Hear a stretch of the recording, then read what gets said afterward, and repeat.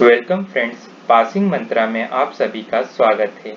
Passing मंत्रा एक educational platform है जो आपको इंग्लिश सिखाता है, साथ ही साथ 10वीं से लेकर 12वीं तक के video lesson bye lesson provide करवाता है।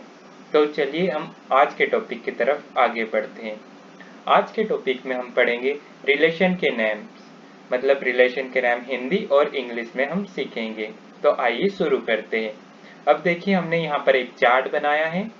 चार्ट में हमने यहाँ पर नेम्स लिखे हैं हिंदी में, सॉरी इंग्लिश में, और उसका मीनिंग लिखा है हमने हिंदी में।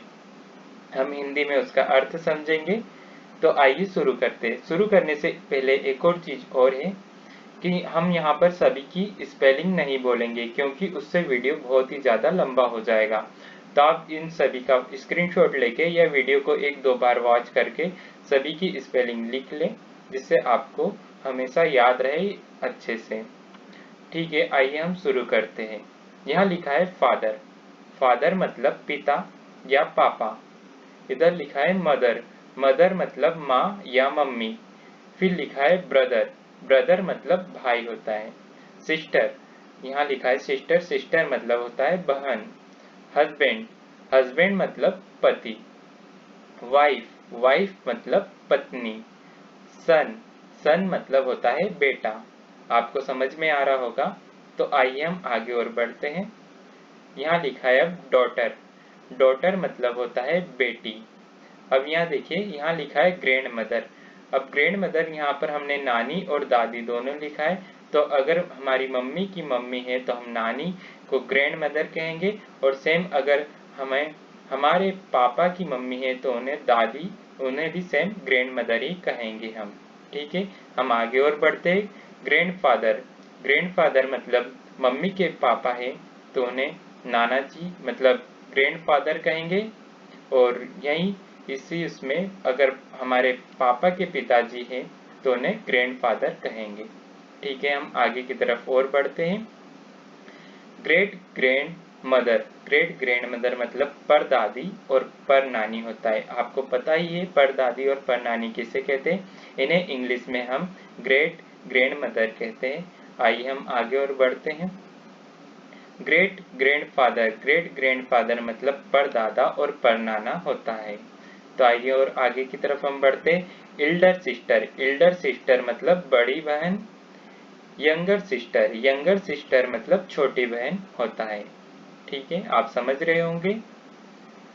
अब इल्डर ब्रदर। इल्डर ब्रदर मतलब बड़ा भाई होता है। Younger brother. यंगर ब्रदर मतलब छोटा भाई होता है। अब यहाँ देखिए, अंकल लिखा है अंकल, और यहाँ पर हमने इतने सारे नाम लिखे, तो इन सभी को अंकल हम कहते हैं। जैसे कि मामा को अंकल कहते हैं, मौसा को अंकल कहते हैं, ताऊ को अंकल कहते हैं, चाचा को अंकल कहते हैं, फूफा को अंकल कहते हैं। अब यहाँ लिखा है आंटी। जैसे कि हम यहाँ पर भी मामी को आंटी कहते हैं, मौसी को आंटी कहते हैं, ताई को आंटी कहते हैं, चाची को आंटी कहते, साथ ही बुआ को भी आंटी कहते। तो आइए, आप समझ गए होंगे। आगे और हम बढ़ते हैं। Sister in law. जो सिस्टर इन लॉ, तो उन्हें हम भाभी और जेठानी, हिंदी में उनका मीनिंग ये रहता है, और इंग्लिश में इन्हें हम सिस्टर इन लॉ कहते हैं। फिर देखिए brother in law. Brother in law मतलब जेठ और देवर होता है। जो बड़े होते हैं वो जेठ रहते हैं, और जो छोटे होते हैं हमारे तो उन्हें ब्रदर इन लॉ कहते हैं। अब sister in law. Sister in law मतलब ननंद होता है। तो आइए हम आगे की तरफ और बढ़ते हैं। अब देखिए यहाँ पर सन इन लॉ मतलब सन इन लॉ डॉटर का हस्बैंड। ठीक है, मतलब दामाद। तो हम दामाद को इंग्लिश में क्या कहते हैं, सन इन लॉ। अब यहाँ पर लिखा है daughter in law. Daughter in law मतलब सन की वाइफ, मतलब पुत्र की वाइफ, मतलब बहू। बहू को हम इंग्लिश में क्या कहते हैं, डॉटर इन लॉ। अब यहाँ देखिए father in law. Father in law मतलब ससुर। ससुर को हम इंग्लिश में फादर इन लॉ कहते हैं। Mother in law. Mother in law मतलब सास होता है। अब यहाँ पर लिखा है नीस। नीस मतलब ब्रदर की डॉटर। ठीक है, नीस मतलब ब्रदर की डॉटर मतलब भतीजी। ठीक है, अब यहाँ पर लिखा है नेफ्यू। नेफ्यू मतलब ब्रदर का सन, मतलब जो हमारे भाई का पुत्र होता है वो नेफ्यू कहलाता है, भतीजा कहलाता है। भतीजे को हम इंग्लिश में हम नेफ्यू कहते हैं और भतीजी को हम इंग्लिश में नीस कहते हैं। ठीक है, तो आइए हम आगे की तरफ बढ़ते हैं। अब यहाँ देखिए नीस मतलब हम भांजी को भी कहते हैं, पर वो किस टर्म में कहते हैं आपको पता है, नेफ्यू मतलब भांजा भी होता है। ठीक है, अब यहाँ देखिए चाइल्ड फादर इन लॉ मतलब जो हमारे चाइल्ड रहता है, बच्चे रहते हैं, उनके फादर इन लॉ मतलब जो ससुर रहते हैं वो समधी होते हैं। तो समधी को हम क्या बोलते हैं, चाइल्ड फादर इन लॉ। ठीक है, अब यहाँ पे देखिए चाइल्ड मदर इन लॉ मतलब कौन हुआ, समधन हुई, मतलब हमारे पुत्र की सास कौन हुई, हमारी समधन हुई। तो हमको समधन को इंग्लिश में क्या कहते हैं आपको समझ में आया होगा।